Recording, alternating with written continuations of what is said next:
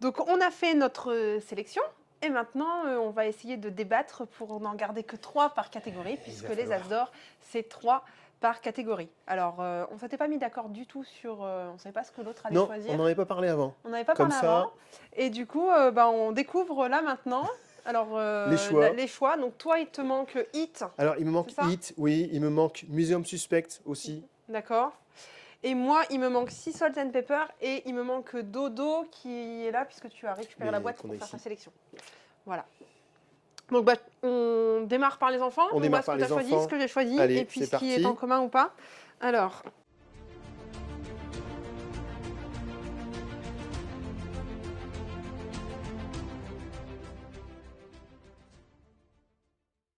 Bon, bah, par rapport à notre sélection, on garde Clé Magique. Ouais, tout à fait.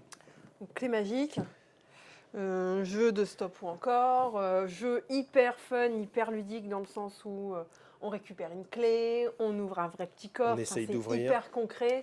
Côté suspense, C'est ce qui va ça. s'ouvrir, ce qui ne va pas s'ouvrir, est-ce que Et j'ai pris puis, assez de risques, est-ce que j'ai pas pris assez de risques, combien je vais récupérer de diamants. C'est un super matériel. Oui. Et en plus, il n'y a pas du tout de frustration, enfin, pas vraiment de frustration dans le sens où même quand ça ne marche pas, ma clé m'apportera un bonus pour après. Exactement. Et ça, c'est vraiment bien pensé.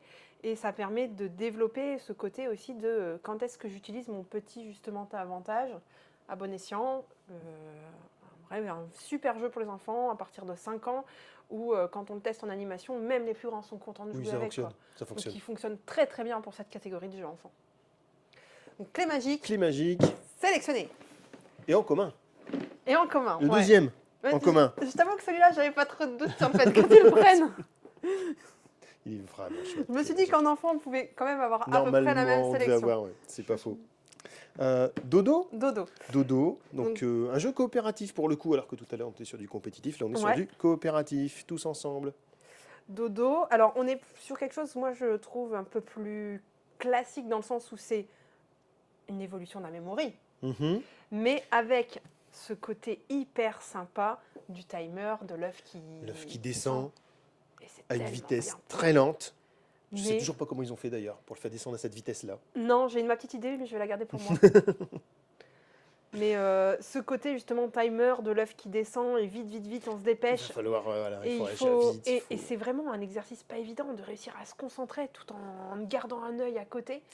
Et même en tant qu'adulte, il faut qu'on se concentre sur ce qu'on regarde. Moi, quand j'y joue avec les enfants, je me dis, je suis obligée de me prendre en main quoi, et de me dire, allez, là, tu te concentres. Et ça permet vraiment de... On parle des fois de concentration chez les enfants. Bah, là, c'est un super exercice. Et en plus, c'est du jeu court. Donc ça répond pareil à énormément de besoins et énormément de modernité en même temps, si on veut. Très bon choix, Dodo. Bon, donc deuxième. Maintenant, c'est là où ça se complique un peu. Parce que du coup, clé magique, celui-là, moi, j'en ai plus besoin.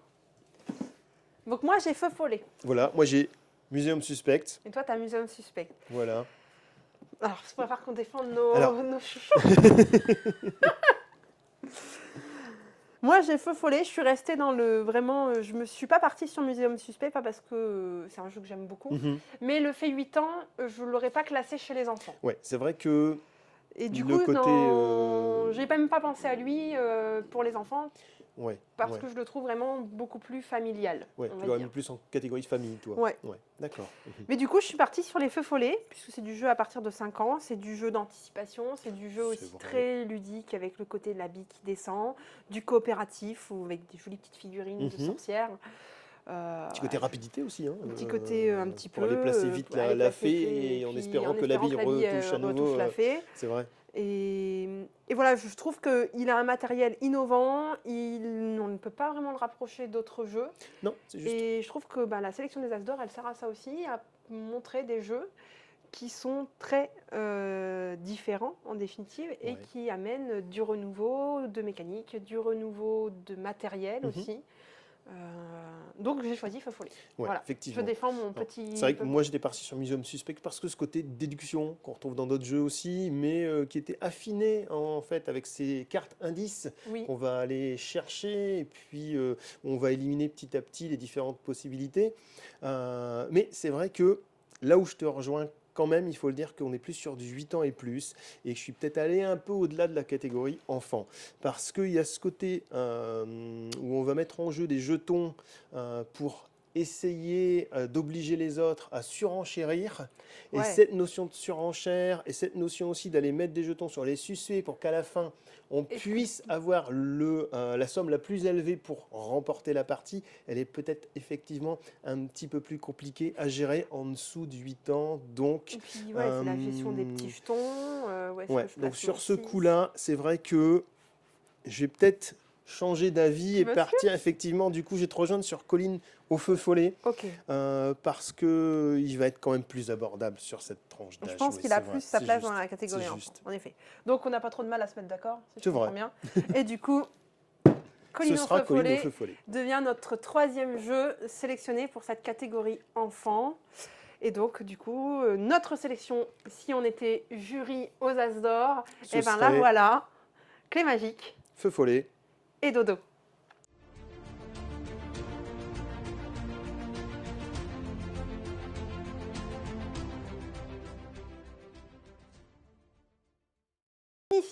Catégorie initiée. Catégorie initiée, pour le coup, je crois qu'on a fait. On a tout pareil. Ah non. Non.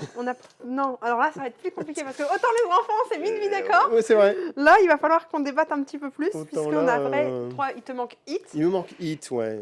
Mais on a fait 3 choix complètement différents. Je t'avoue que Hit, moi, je le connais moins bien que toi, mais c'est vrai que je le trouve aussi très prometteur. Il est très très efficace, un excellent jeu de course. C'est un jeu de course, et il y a longtemps qu'on n'a pas vu un jeu de course aussi intuitif quelque part. En fait, qui tourne aussi bien, j'ai envie de dire. C'est vraiment au millimètre. Enfin, il est réglé, c'est vraiment impressionnant. Je pense qu'il peut vraiment avoir sa place dans je pense qu'il a son mot à dire. Ouais. Et donc c'est vrai que je ne l'ai pas pris parce que j'avais envie d'en présenter d'autres aussi, et puis parce que je me suis dit que tu le prendrais sûrement. Donc j'ai pris ce risque. Vas-y, je suis lisible. C'est pas comme si tu m'avais parlé de lui pendant 3 mois. C'est vrai. Mais donc du coup, je ne l'ai pas pris, mais je pense que il va pouvoir passer, quoi. Oui, je pense qu'il a. On garde Hit. Allez, on garde. Donc on garde Hit, on le met là. D'accord, Clara? Après, moi, j'ai choisi. Oui, vas-y, je t'en prie. J'ai choisi Cascadia, qui est un jeu de pose de tuiles un peu casse-tête, puisqu'il va falloir poser ces petites tuiles pour respecter des paysages, de faire des groupes de paysages qui nous donneront des points, mais aussi de pouvoir placer les animaux, puisque les tuiles ont dessus des emplacements pour les animaux. Alors, voilà, elles ont leurs exigences, on va dire. Et ces animaux vont aussi avoir leurs exigences pour scorer. C'est du jeu qui est avec une règle pas complexe, c'est vrai. Très facile. C'est avec la prise en main, mais qui a une vraie profondeur de réflexion. Moi, c'est du jeu de placement, j'aime beaucoup ça, le jeu de placement. Et donc, du coup, voilà, j'ai choisi Cascadia. Je ne sais pas ce que tu en penses. C'est un bon choix, c'est vrai qu'il est très bien, il se prend en main très très vite, les règles sont simples, mais effectivement, c'est de la stratégie de placement. Donc il faut réfléchir à ce qu'on fait, réfléchir aux choix qu'on va faire aussi. Donc, est-ce qu'il est assez innovant pour rentrer dans cette catégorie? La question est à se poser. Maintenant, d'innovation, je pense que ça, c'est meilleur. Oui, mais moi, j'aimerais bien enchaîner avec Clockworker. Comme ça, on fait chacun son tour, c'est bien. Et après, moi, j'enchaîne avec lui. Parce que Clockworker, au-delà de sa thématique sympathique, qu'on a déjà, qu'on connaît un petit peu, les robots sont les derniers sur la planète, donc ils vont devoir se débrouiller pour refaire fonctionner un petit peu tout ça.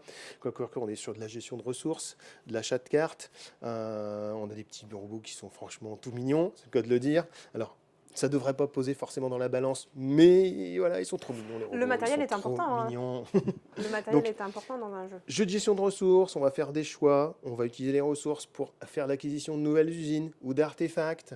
Donc il y a aussi une profondeur, il y a une histoire, et j'aime bien cet aspect narratif, même si c'est pas le cœur du jeu, l'aspect narratif, mais il raconte quand même quelque chose. On construit ces petites usines, on va aller chercher les ressources, on va sauvegarder les données en faisant l'achat de petits disques de sauvegarde. Enfin voilà, il est trop mignon, il est vraiment intéressant en termes de mécanique. C'est pareil, il se prend très vite en main. Alors peut-être pas aussi vite que Cascadia, encore que honnêtement, on a vite compris la mécanique de Clockworker. Si j'ose dire, je dirais qu'il fonctionne comme une horloge. Entre guillemets, dans la compréhension des cartes qui sont toutes, qui peuvent avoir des... Alors honnêtement, l'iconographie est très bien faite. D'accord. Ouais. Donc on sait très bien ce qu'on va aller chercher, quelles ressources on va chercher, ce que ça va déclencher. Donc c'est vrai que, voilà, moi j'aime beaucoup Clockworker. Ouais. Moi, il me fait plus penser à des jeux qui existent déjà, tu vois, du style... tout ce qui est un petit peu plus gestion de ressources, tout ce qui est... Il me fait penser bizarrement un peu, tu vois, à Century, à des choses comme ça, où on va venir faire des échanges. Je le trouve... voilà, je ne doute pas que c'est un très bon jeu. Maintenant, est-ce qu'il est assez innovant? Innovant, ouais. Il y a des côtés intéressants quand même. Ouais. Mais bon, à voir. Donc, en innovation, sinon on a ça. C'est vrai que... Bon. Alors, Turing Machine, pour moi, c'est un peu un ovni quand même. Hein. Ouais. Parce que c'est du jeu de déduction pure, c'est du jeu, il faut trouver un code, et c'est du jeu vraiment de matheux, il faut le dire, où on va récupérer des indices qui vont nous permettre d'en déduire que tel chiffre on peut l'enlever, tel chiffre on le garde, que c'est peut-être ça, que c'est peut-être pas ça. C'est du jeu rejouable à l'infini dans un jeu de déduction. Dans un jeu de déduction qui n'est pas, qui ne demande pas une... Voilà, tout à l'heure on parlait de Muséum Suspect, on est sur le niveau bien au-dessus de déduction que Muséum Suspect, et pour moi il a toute sa place du coup dans cette sélection. Et en plus il est rejouable à l'infini puisqu'il a un million je crois même de combinaisons possibles. Wow. Et donc moi je sens bien ça. Ouais, je sens bien ça. C'est vrai que côté innovation, côté la déduction pure, et puis son design, il est... et son design aussi, Alors c'est sûr qu'il a un design entre guillemets beaucoup plus épuré. Ouais, mais c'est pas un univers, mais c'est un univers qui s'inspire de tout ce qui est justement tablette un peu ordinateur, d'un composant d'un ordinateur justement, puisque on est une machine qui va craquer un code. T'enchaînes ? Eh bien, je vais enchaîner avec mon troisième choix, qui est La Bête du Gévaudan. Un jeu de déduction qui va se jouer en équipe pour les enquêteurs et seul pour le rôle de la bête. Donc on a deux équipes qui vont s'affronter. Les enquêteurs qui vont essayer de trouver qui se cache derrière la bête. Et de l'autre côté, la bête qui va essayer, elle, de faire ses 25 victimes pendant les 3 années que vont durer la partie. Dans le jeu, pas 3 ans dans le jeu. Non, ils sont capables de nous faire un jeu. Mais en revanche, je suis sûr qu'on y joue encore dans 3 ans. Ça, j'en suis sûr. D'accord. Parce qu'il est très très bien. La bête du Gévaudan. Ça fait un moment que ça dure d'ailleurs. Donc si le jeu dure autant que le mythe, je pense qu'il a de belles années devant lui, ce jeu. L'auteur sera content. Donc la bête, on est sur vraiment du jeu de déplacement pour la bête. Les enquêteurs vont essayer de retrouver ses traces, essayer d'aller chercher des indices pour deviner quelle est l'identité de la bête. Et puis c'est un très bon jeu parce qu'on y passe un bon moment. Franchement, on passe de très bons moments. Plateau, déduction. Ça existe déjà. C'est vrai, on en a déjà vu un. Mais là, la thématique est originale parce qu'elle n'a pas encore été exploitée. Je dis peut-être des bêtises, mais en tout cas pas sur ce type de jeu, ça me dit rien. Et puis il y a un petit côté quand même renouveau par rapport à ces saisons qui s'écoulent, avec ces cartes qui vont donner un avantage tantôt à la bête, tantôt aux enquêteurs. Donc il y a quand même un renouveau très clair sur la bête. Ouais, c'est un bon choix. C'est un bon choix, la bête. J'ai beaucoup aimé. Alors, moi j'ai choisi Piège obscur en dernier. Alors je pensais que tu le prendrais aussi. J'ai hésité, il faut le dire. Il y a tellement de choix aussi que bon. J'avais un Piège obscur, jeu coopératif. Je trouve que dernièrement, des bons jeux coopératifs, il y en a. Voilà, moi je trouve qu'il y avait besoin d'un renouveau dans le coopératif. Et je l'ai trouvé avec Piège obscur. Ouais. Piège obscur, c'est du jeu où on a un plateau et on va s'orienter un petit peu dans un labyrinthe à l'aide de notre bougie. Et donc on éclaire que les tuiles qui sont à côté de nous. Et on va essayer d'aller chercher des clés pour se retrouver ensuite sur la même case. Puis dans ce labyrinthe, il y a des monstres. Pas sympa. Vous n'êtes pas seul. Voilà, on n'est pas seul. Et donc du coup, il va falloir qu'on s'organise, il va falloir qu'on se déplace, mais pas n'importe comment. Et je c'est vraiment fait partie des jeux coopératifs où il y a besoin de beaucoup discuter, de se dire ce que les uns et les autres font. Et ce côté avec le plateau qui, du coup, est tout le temps en mouvement. On a l'impression que quand on va avancer, que ça va craquer sous nos pieds. Moi, je le ressens. Cette sensation de se dire, si je vais là, et crac, ça casse. Il ne faut pas que je reste, sinon je tombe. C'est ça. Et ouais, je trouve qu'il est prenant. Il est prenant. C'est vrai. Et j'aime beaucoup ça. D'accord. Qu'est-ce que tu veux garder? Bonne question. Très bonne question. Moi, si je devais en enlever un des miens, c'est presque Cascadia que j'enlèverais. Je trouve que c'est celui où, en termes de mécanique, on peut le rapprocher plus facilement à d'autres. Même si je l'apprécie énormément. Et en plus, il a fait un buzz énorme. Mais ça pourrait être surprenant que l'on l'enlève. Très bien, honnêtement. C'est vrai qu'il est très bien. Et puis c'est parce que je sais ce que j'ai dans le reste de ma sélection que je n'enlèverai pas en poste de tuile. Donc je veux bien faire un compromis sur Cascadia. Est-ce que voilà. Ouais, c'est vrai qu'il est très très bien. Maintenant, il est très très bien. Voilà. Mais il faut faire des choix. Il faut faire des choix. Alors ça me gêne pas que tu enlèves un des tiens, du coup. Je me doute. Mais ça veut dire qu'il faut que j'en enlève un aussi, j'imagine. Moi, chez toi, c'est le Clockworker. Ça me fait mal au cœur parce que franchement, j'adore la thématique, mais effectivement, avec Hit et avec La Bête, c'est vrai qu'on a quelque chose qui est un peu plus classique entre guillemets, puisqu'on est sur aller chercher des ressources, utiliser les ressources, aller chercher des nouvelles usines pour aller chercher plus de ressources. On est sur une mécanique qui existe, qu'on apprécie toujours, qui là colle super bien au thème. Mais bon, puisque allez, je vire Cascadia et tu j'en enlève un, voilà, je vais enlever celui-ci. J'ai mal. Voilà. Et donc, il nous reste 3 jeux pour 2 places. Il nous reste 3 jeux pour 2 places. Voilà. Donc, il nous reste Turing Machine, Piège obscur et La Bête. C'est vraiment difficile. C'est vraiment difficile parce que, alors, on pourrait dire qu'on a ici 2 jeux qui sont soit coopératifs, soit semi-coopératifs. Ouais, c'est hyper tendance, le semi-coopératif. Ça fonctionne très bien. D'un côté, on a quelque chose qui n'a rien à voir un peu avec les 2 autres. Et puis ça fonctionne seul aussi. Et puis ça fonctionne seul. Et moi, je trouve que ça peut être sympa. Alors, Piège obscur aussi, honnêtement, peut se jouer seul. Donc, mais on en a 2 qui se ressemblent un peu plus et un qui va vraiment se différencier des 2 autres. Donc, je pense qu'on peut garder Turing Machine parce qu'il sort un peu du lot. Je suis contente. Maintenant, on a 2 jeux avec une thématique quand même qui est assez sombre, d'un côté comme de l'autre. C'est sûr que c'est le genre de jeu, tu as envie de mettre une lumière tamisée dans ta pièce quand tu joues. Un piège obscur, il faut jouer à la bougie, c'est magnifique. La bougie, c'est trop top. Puis tu souffles la bougie de ton voisin. Allez, hop. Non, c'est coopératif, j'ai oublié. Du coup, là, c'est un peu compliqué de choisir. Parce que j'adore Piège obscur, honnêtement. Franchement, pour être tout à fait... tout à fait honnête, on va pas le jouer très bien. La Bête est géniale. J'aime bien la thématique de La Bête. Moi, je trouve qu'il y a plus... Est-ce qu'il n'y a pas plus à faire dans La Bête ? Il y a ce combat, entre guillemets, qu'on n'a pas dans Piège obscur. Même si, c'est vrai que la différence, moi, je la vois plus de ce côté-là. Piège obscur, il est génial de par son ambiance.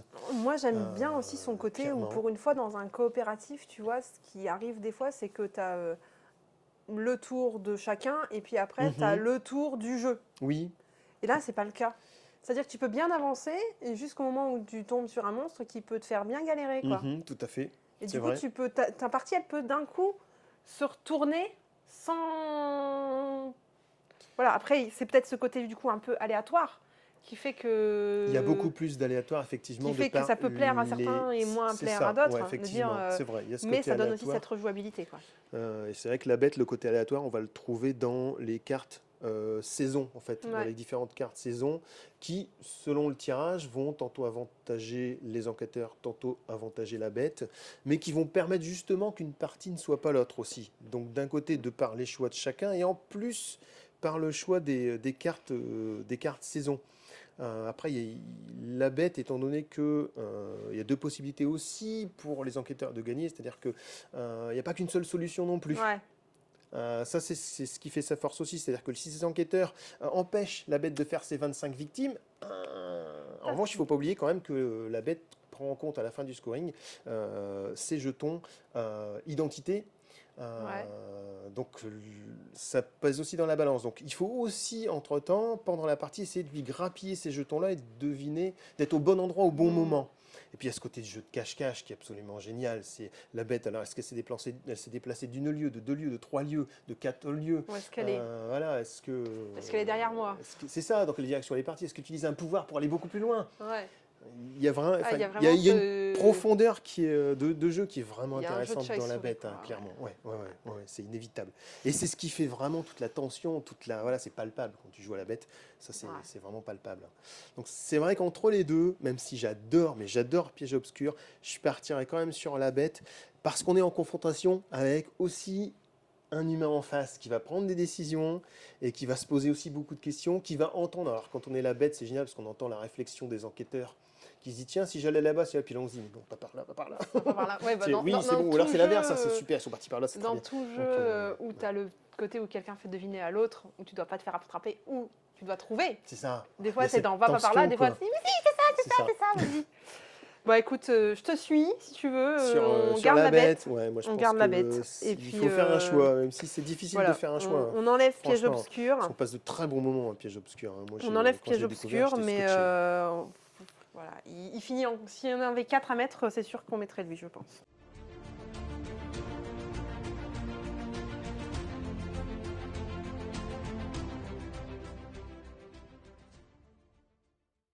Bon, allez. Donc on passe à la sélection expert. Sélection expert. Alors on a changé de tenue parce que pour des soucis pratiques, on a tourné la vidéo plusieurs fois. Et donc on ne s'habille pas tous les jours pareil. Donc on n'a pas mis les mêmes vêtements. Je crois que moi aussi en fait. Ah mais tu le fais exprès.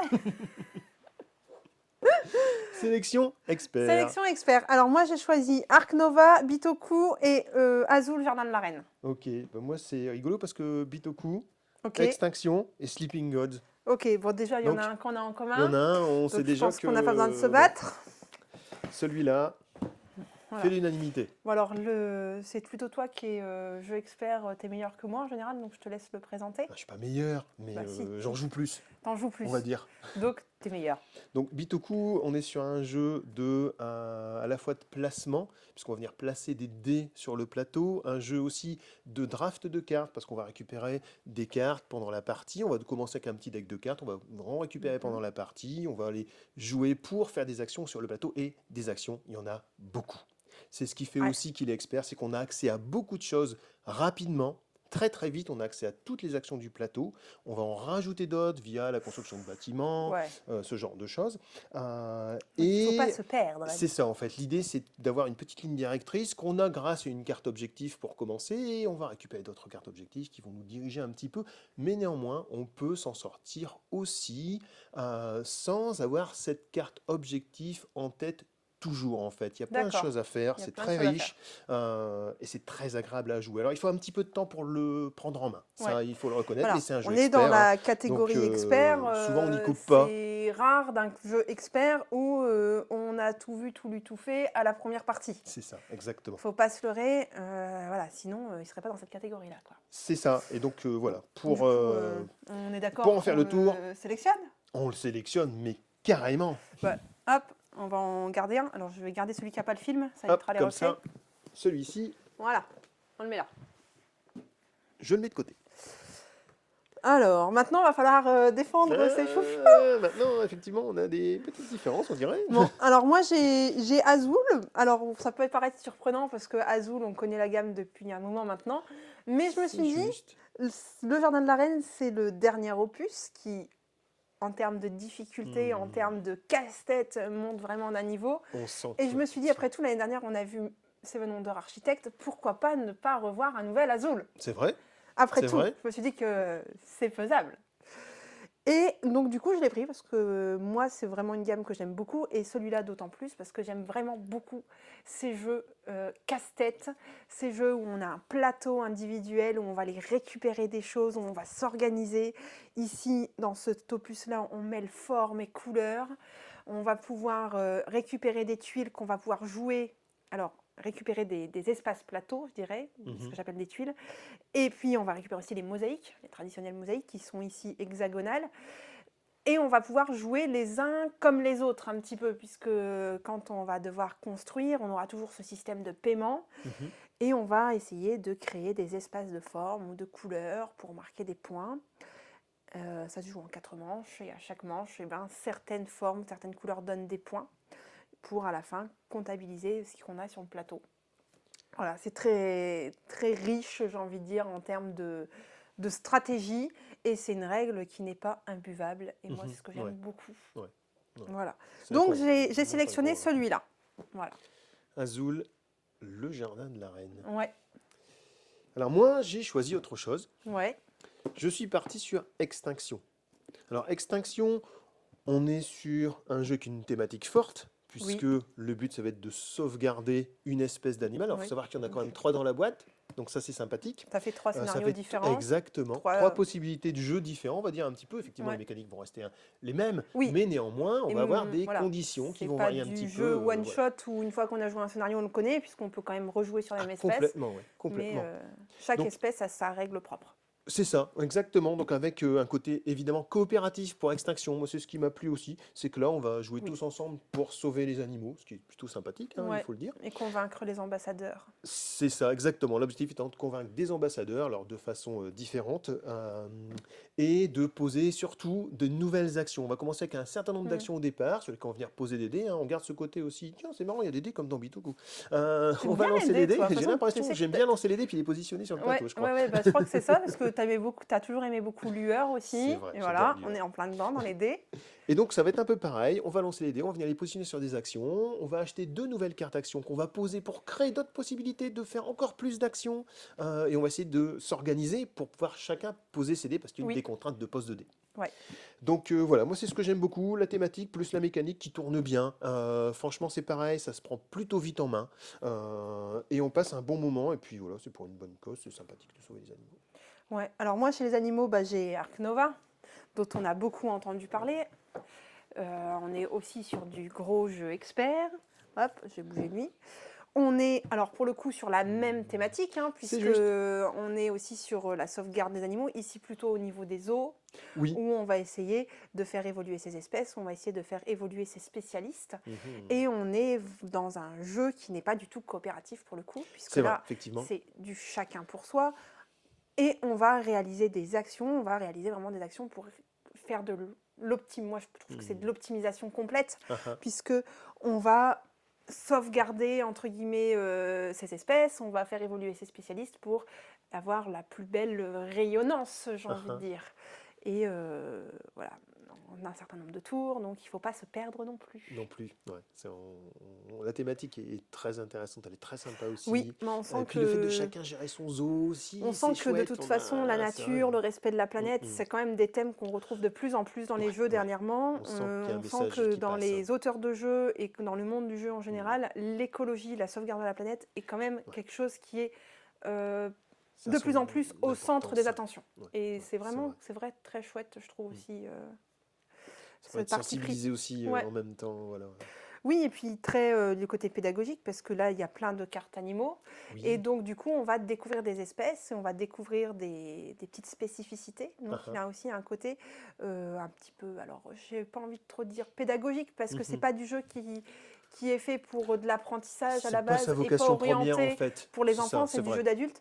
Mais tout comme on joue à Wispan et on est content de découvrir plein d'oiseaux qu'on ne connaît pas, et dans Ark Nova, on a cette même idée sur les espèces d'animaux en général. Et oui. Voilà, donc on a quand même 2 jeux, je trouve, qui se rapprochent en termes de thème. C'est vrai. Un coopératif, un non coopératif. On va voir. Je te laisse présenter Sleeping God. Alors, mon dernier coup de cœur, préférence pour cette année du coup 2022, en termes de sortie, c'est Sleeping Gods. Alors, on est sur un jeu coopératif à nouveau. Donc là, sur les experts, 2 sur 3, c'est plutôt du coopératif. Là, c'est une véritable invitation au voyage aussi en même temps, parce que c'est une grande aventure. qu'on va vivre tous ensemble. Donc, il se joue alors de 1 à, alors je crois que c'est 6 ou 8, je sais plus honnêtement, je vais tricher, tiens, hop, je triche. De 1 à 4, autant pour moi, je suis allé un peu loin, je vais espérer, parce qu'il y a, il y a 9 personnages au 9 total à gérer, personnages. donc on peut à la limite même aller plus loin sur le principe Ouais. si on en prend chacun un, mais bon, sûr, on a Ça dit fait peut-être des 1 à parties, 4, ouais, ça fait partie que sûrement je des vois parties longues. Parce que durer 20 heures. alors, alors, pas en une seule fois. Non, Pas en une seule fois. mais on sent le voyage là. On C'est sent bien ça, le voilà. voyage. On sent l'invitation à prendre le bateau. Donc, on a un équipage à gérer. On a un bateau qu'il faut entretenir aussi. Ouais. Parce qu'il va subir des avaries. On va rencontrer des indigènes. On va rencontrer on va avoir des missions, des quêtes à accomplir. On est vraiment sur un jeu sur le long terme, un peu comme le 7e continent. On va partir en fait, voilà, avec son équipage, découvrir ce monde de Sleeping Gods, donc avec un livret, page à tourner, le petit bateau qui va avance. naviguer, Ouais, qui donc va c'est avancer, très qui va immersif, hein. s'arrêter. Complètement, ouais, complètement. On va s'arrêter dans des ports, on va s'arrêter à des endroits bien particuliers, on va explorer. Voilà, c'est vraiment une aventure en soi. Et moi, c'est ce qui m'a plu dans Sleeping Gods, c'est ce côté découverte d'un monde et puis de quelque chose qui s'inscrit dans la durée. Mm. Et avec deux modes, un mode un peu plus léger où si l'aventure se termine, il y a moyen de recommencer, et un mode où si c'est fini, on recommence Ouais. vraiment tout au début et il n'y a pas de sauvegarde en fait. Mais donc il y a un mode un peu plus léger qui permet vraiment, voilà, de jouer tranquille, ou bien voilà, d'y aller en se disant allez, Un peu plus. je mets du challenge et puis on va voir où ça nous mène. Donc, faut qu'on en choisisse. C'est ça, maintenant il faut. Bon, tiens, L'avantage c'est qu'il y en a un déjà. Celui-là, on était d'accord, donc il n'y a aucune raison c'est fait. de ne pas le prendre, puisqu'on l'avait tous les deux. Donc ça C'est paraît vrai. logique qu'il y reste. Ouais, tout à fait. Moi, je trouve que, voilà, alors c'est peut-être juste en termes de thématique, mais pour moi, c'est soit Extinction, soit Ark Je suis assez Nova. d'accord. Ouais. Je pense que je pense qu'il y a un choix Voilà. qui est assez. Personnellement, entre les Extinction, deux à trancher. moi, je l'ai beaucoup apprécié quand je l'ai découvert. Maintenant, j'ai pas trouvé que. Voilà, j'ai trouvé qu'il y avait mieux en termes de Toi, tu as jeu cette année. J'ai une préférence pour Ark celui-ci. Nova. Ouais, Après, alors, Nova, son c'est vrai côté, qu'il a, il a après. ce côté. Il a ce côté, je gère mon zoo, je le développe, et ça, c'est Ouais. quelque chose qu'on aime bien. On aime bien quand même avoir son petit zoo, et puis Voilà. aller. Et après, je me c'est dis vrai. que dans mes deux, si je devais en garder un, Ouais. je garderais Ark Ark Nova. ouais. J'aime beaucoup Azul maintenant en termes de mécanique de placement casse-tête. Voilà, il n'est pas des plus.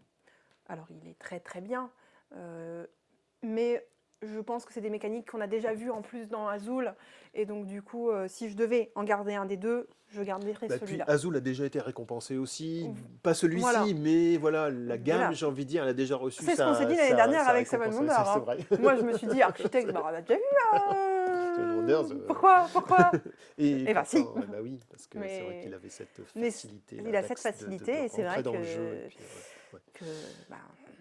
on peut comprendre le choix qui a été fait. Ouais, je pense que moi, effectivement, en y réfléchissant bien et puis en écoutant aussi tes explications, c'est vrai qu'Ark Nova, en tant que joueur expert, il me titille plus. Moi, c'est le côté vraiment coopératif qui me plaisait sur cette sélection-là. Mais effectivement, sur la mécanique, sur la richesse du jeu, moi, c'est vrai qu'Ark Nova, je trouve qu'il va être un petit peu plus riche que Extinction dans ses possibilités. Même si j'aime beaucoup, beaucoup Extinction. Donc, je vais le glisser sur le côté. Je propose qu'on garde Ark Nova. Et puis, éventuellement, je trouve que Sleeping Gods... Sleeping Gods amène aussi cette part d'aventure et ce long terme c'est ce que je trouve sympa. On aime quand on est joueur expert et cette immersion. Et du coup, je te propose que très facilement on garde Sleeping Gods et du coup Ark Nova. Ces trois, voilà, et que cette sélection-là. On garde cette sélection-là. Ouais. Qui me paraît fort sympathique. Moi aussi. Je pense qu'on est pas mal là. Oui, ça me paraît bien.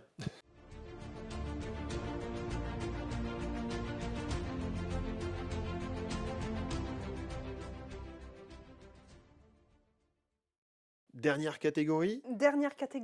Alors la plus attendue, entre guillemets, puisque c'est la catégorie Asdor. Asdor, où on retrouve le jeu de l'année. Hein. C'est une catégorie où on retrouve plutôt des jeux familiaux, des jeux qui vont plaire au maximum de personnes. C'est ça, on est vraiment cette catégorie c'est famille. Moi, de plus en plus, notamment, surtout depuis l'année dernière, depuis qu'ils ont créé la catégorie initiée, je Oui, la vois comme la oui, catégorie pied à l'étrier. ouais, C'est-à-dire que exactement. j'ai envie de m'intéresser au monde du jeu, je ne suis pas un grand joueur à la base, mais Par je me quoi rends je compte que commence? j'aime jouer, par quoi je commence, clac, as d'or. Exactement. Alors pour le coup, on a une sélection très Alors variée. là, très différente. En même temps, c'est une catégorie dans laquelle il y a beaucoup de choix. C'est ça, Donc forcément, c'est plus difficile de se c'est plus retrouver sur difficile. des jeux communs. C'est ça. Alors moi, il me manque Sea Salt and Pepper dans ma catégorie qui n'est pas dispo en ce moment Voilà. où on tourne la vidéo, donc je ne l'ai pas. Qui sera là? Qui serait là, voilà. Voilà. Ting, tung, ting, tung, ting. C'est magique. Challenge. Est-ce qu'on commence par Sea Salt and Pepper ou On tu peut veux commencer commencer par Sea quoi? Salt and Pepper, hein, pourquoi pas. Donc Sea Salt and Pepper, c'est du jeu de cartes, c'est du jeu toute petite boîte, c'est du jeu dans lequel on va essayer de faire un petit peu des collections, des familles, puisqu'à chaque tour, on va pouvoir soit piocher, soit récupérer une carte de la défausse. Et puis, pour moi, il y a deux grands types de cartes là-dedans. C'est les collections qui, plus j'en ai, plus me rapportent de points, en fonction. Ou alors, c'est des cartes qu'on va pouvoir mettre en duo, puisque à chaque fois que je ferai un duo, ils me donneront un point, et puis ça me donnera un petit avantage, un petit bonus qui me permettra d'accélérer la fin de la manche, si on veut. La manche, une manche, c'est un joueur qui arrive à 7 points ou plus, et qui décide de mettre fin à la manche. Puis là, on verra qu'on ne va pas s'éterniser, mais il y a deux façons différentes de mettre fin à la manche, prendre plus ou moins un risque.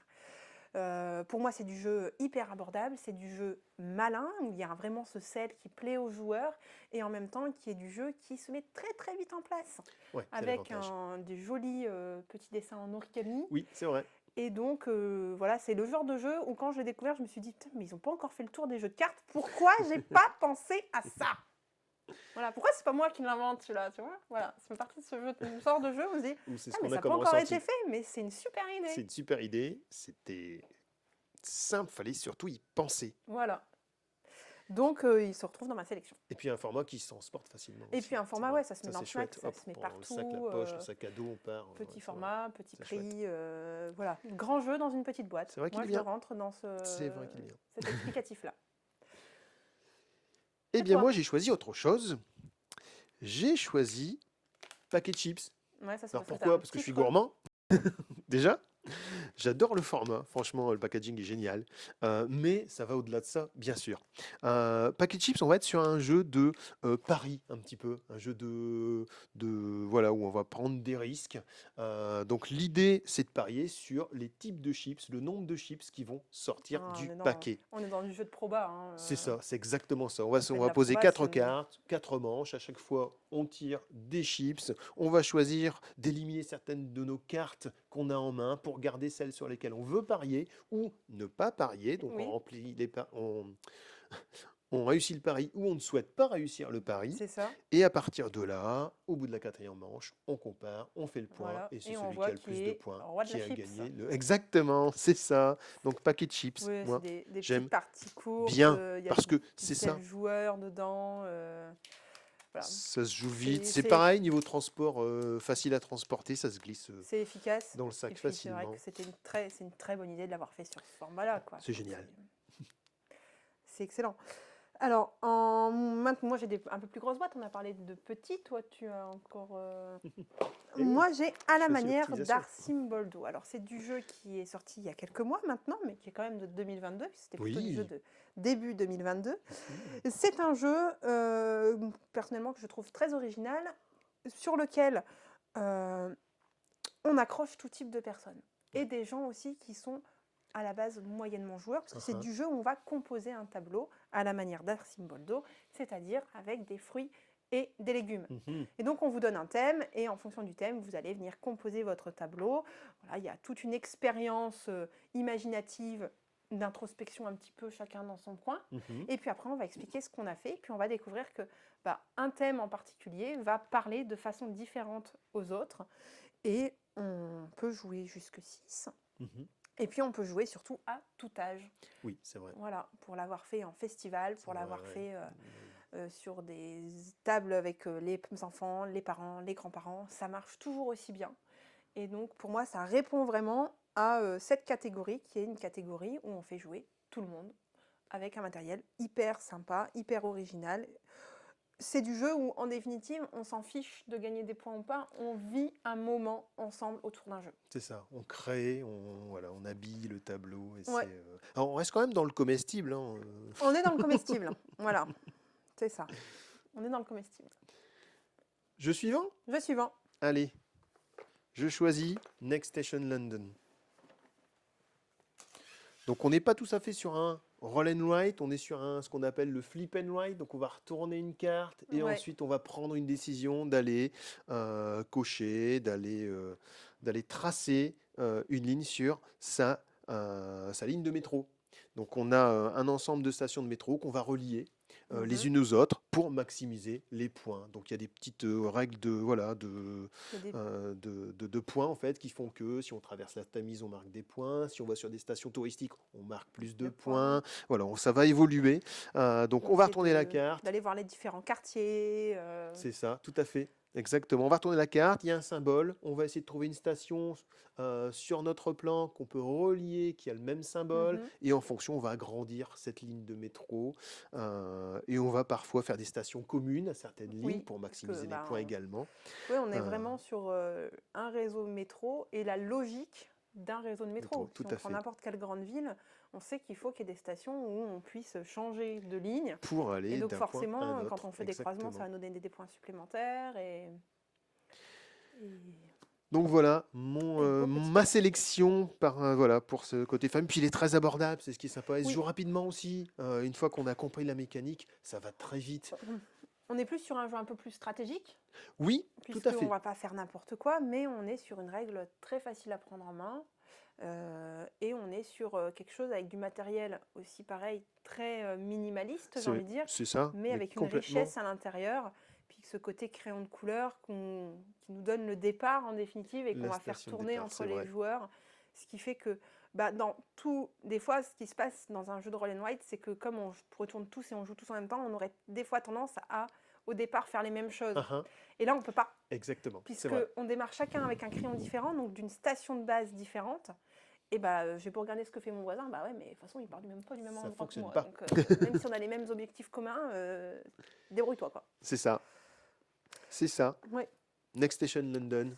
Alors moi, en jeu plutôt un peu plus stratégique aussi, j'ai... ça fait longtemps que je vous bassine avec... Le Acropolis. Le Acropolis, qui est mon véritable chouchou de l'année, c'est sûr. Acropolis, c'est du jeu de tuiles, c'est du jeu de placement, c'est du jeu où on va essayer de créer son Acropolis en plaçant donc des tuiles et des espaces, on va dire, villes, un petit peu, des bâtiments de couleurs différentes. Et ce qui est vraiment très chouette dans ce jeu, c'est que les bâtiments, pour qu'ils rapportent des points, il faudra aussi récupérer des coefficients multiplicateurs pour les placer aussi dans son Acropolis. Et donc, on va pouvoir essayer de choisir, de s'orienter sur telle ou telle couleur, puisqu'on ne va pas forcément pouvoir tout faire. Et puis, du coup, il y a vraiment, moi, je trouve, quand on joue... Alors, plus quand on joue à 3 ou 4, qu'à 2, mais une vraie interaction de se dire, purée, dans la rivière centrale de choix, il a déjà plein de jaunes, il y a un coef multiplicateur jaune, je vais le prendre. Peut-être que ça ne me sert pas, mais au moins, je ne vais pas lui laisser évitera. Parce que quand on fait un x4 ou on fait un x6 au lieu d'un x4, tout de suite, on peut prendre d'un coup 20, voire parfois même 30 points. Ça peut faire mal. Et puis, il y a tout ce système aussi où je vais pouvoir recouvrir et passer à l'étage suivant, ce qui fait que mon bâtiment prend des points supplémentaires, ce qui fait que je récupère les petites cubes pour l'achat, puisque sur la rivière, toutes les tuiles ne sont pas gratuites. Donc, voilà, la première année, donc il y a vraiment des choix à faire, de recouvrir des choses. Ça, dans les tant pis, je sacrifie.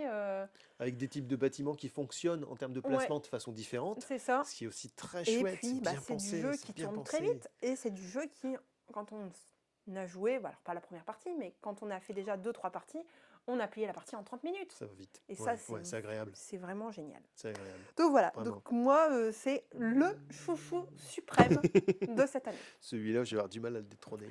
Ah, celui-là, je suis désolée, je ne le laisserai pas passer.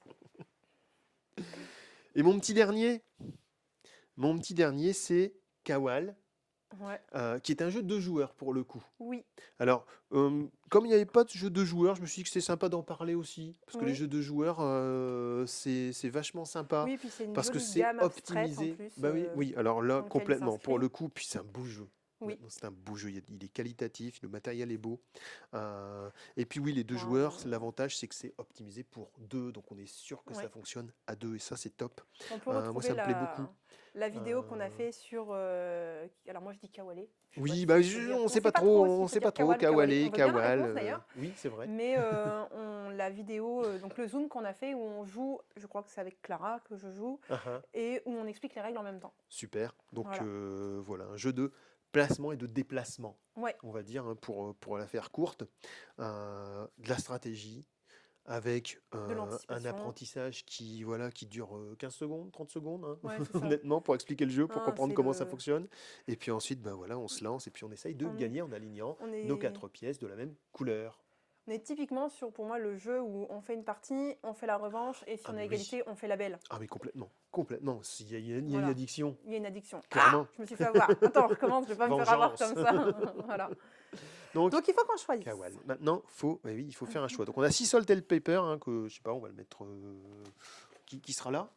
Ouais, par exemple, Clara, Aussi. elle va le trouver un espace. Donc Sea Salt and Pepper, Symboldo, Acropolis, Packet Chips, Accession, Kawal. Alors, Qu'est-ce moi, qu'on je fait, t'avoue hein? que Acropolis. Alors, j'ai bien compris que ça allait être difficile, mais en même temps, faut être honnête, j'aime bien Acropolis. Sa Ouais. mécanique, c'est ce que tu disais, voilà, c'est fluide, ça se prend vite en main, c'est stratégique, il faut réfléchir aussi en même temps, mais c'est très agréable à jouer, il faut le reconnaître.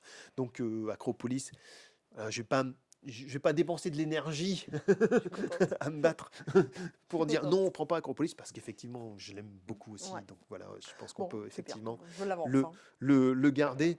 On le garde. On le garde. Moi, j'ai vraiment envie d'insister sur Kawal, parce que même si c'est un 2 joueurs, qu'on est sur un côté famille, du coup, le côté famille, il est moins familial puisque c'est que 2 joueurs. Oui. Mais moi, ce que j'aime beaucoup, c'est cette facilité de rentrer dans le jeu. C'est vrai que c'est ce qu'on disait au début au niveau de la catégorie. Oui.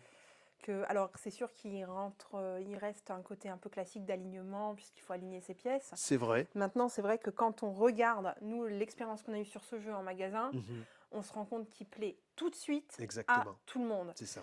Quel Et que soit l'âge, je te rejoins. qu'on soit sur un public plus jeune, à partir de 8 ans, et encore, je pense que pour des enfants qui sont joueurs un peu avant, ça passe très bien. Jusque, voilà, papy-mamie. Ouais, ah bah tout oui, simplement. non, mais complètement. Donc, sur tes on trois, c'est touche celui tout le que monde. tu défendrais le plus? Oui. Oui, d'accord, clairement. on garde. J'ai on garde vraiment si- envie, voilà, de On garde, allez, on garde. Et de donc, parier du coup, sur Kawal. il nous reste Next Station London, Packet Chips, Arsimboldo ou Sea Salt and Pepper. Ouais. Et là, ça devient plus complexe. C'est vrai, je suis d'accord. Là, il faut qu'on arrive à départager 4 jeux qui sont quand même très différents les uns des autres. Et qui sont tous très bien. Et qui sont très différents. Moi, je crois vraiment, je me dis que celui-ci, par rapport à son originalité de fonctionnement, souvent dans la sélection, il y en a toujours un où on se dit... Celui-là, waouh, il sort vraiment de il ce se rapproche qu'on de connaît, rien, en fait. et donc je me dis qu'il a sa chance. Il a sa chance, ouais. C'est vrai qu'il est super original. Sea Salt and Pepper, il marche bien. Maintenant, des jeux de cartes qui marchent bien, il en existe beaucoup. Packet Chips, j'ai plus... Voilà, est-ce que il est très bien maintenant? Il est très bien, il est très bien. En plus du jeu de proba, il n'y en a pas trop non plus, hein, honnêtement. Enfin, je n'ai pas cette impression. Aussi flagrant, j'ai envie de dire. Non, aussi flagrant, non. Maintenant, est-ce qu'il... Je trouve que tu ne joues pas avec des enfants à Packet Chips au niveau proba. C'est vrai que le calcul, c'est vrai. C'est vrai que ça va commencer effectivement un peu plus tard. Je trouve que... Ouais, c'est vrai. Pour moi, c'est un jeu d'ambiance un peu joueur déjà. Donc voilà, parmi les 3, si... Ouais. Moi, je le trouve accessible maintenant, hein, mais bon. Mais c'est vrai, ouais, je sais, j'hésite. Après, honnêtement, entre Next Station London et Packet Chips va être quand même un peu plus original, parce que Next Station, je te propose qu'on en retire un chacun de notre sélection. Oui, écoutez, moi ça me marche, ça me va bien. Moi, je vais du coup enlever Next Station London, parce que même s'il est super original de par sa mécanique et puis la façon dont on va utiliser les crayons de couleur, comme tu disais, etc., on est quand même sur quelque chose qui est connus de Roll and Write, Flip and Write, etc., etc. Du coup, bon, Voilà. je Comme veux ça bien permet de... sacrifier mon Next Station London, difficilement, mais Mais j'accepte. de toute façon, faut faire des coupes. On n'a pas le choix. C'est ça. C'est Donc, ça, il faut choisir. Et on du a coup, Acropolis, ouais, on a Akawale. Kawale, et maintenant il faut qu'on choisisse entre Packet Chips et Arcimboldo. Ouais, c'est pas évident parce que Voilà, c'est vrai que je maintiens mon argument de son originalité, c'est ça, ouais. originalité Clairement oui, et clairement de oui. Et accessibilité puis oui, à un à tout public âge. qui est complètement néophyte à la base. Et puis même des tout petits finalement qui ont envie de se faire plaisir juste en faisant ce qu'ils veulent, sans Bah, respecter même le titre du tableau. Voilà, s'ils veulent, ils Voilà, peuvent. Et ouais, puis, c'est vrai, c'est vrai. on est aussi dans ce côté où le jeu aujourd'hui est un vrai vecteur pédagogique qui entre de plus en plus dans les familles, mais dans les écoles. Dans les écoles, ouais, Et tout je à fait. trouve que c'est une super porte d'entrée pour faire connaître le jeu par ce niveau-là. Plus que Packet Chips, c'est pas faux. Donc on garde gardons Arcimboldo. Allez, et donc voilà Arcimboldo. notre sélection Hop. familiale. Acropolis, Arcimboldo et Kawale. Et Kawale. Bah, ça me paraît pas mal du tout ça. Hein. Bah, je pense qu'on couvre beaucoup de choses avec Oui. ces trois jeux. Ouais, ouais.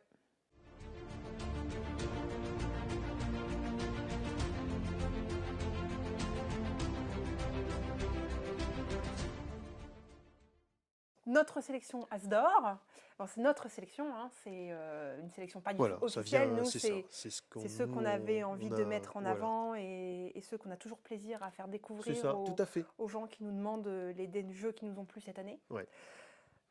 Bien sûr, dans quelques jours tombera la vraie sélection officielle des Asdor et on pourra ainsi comparer si ils ont pensé à des choses complètement différentes de nous. Voilà, ou certainement, si, voilà. ou si on a quelques pistes en commun. Ils se sont dit, hey, mais voilà. c'est une bonne idée de parler de ces jeux. On n'est pas trop mauvais non plus. Et qu'on peut devenir jury Asdor peut-être l'année prochaine. Après tout, hein. On peut rêver. On peut rêver. On peut rêver.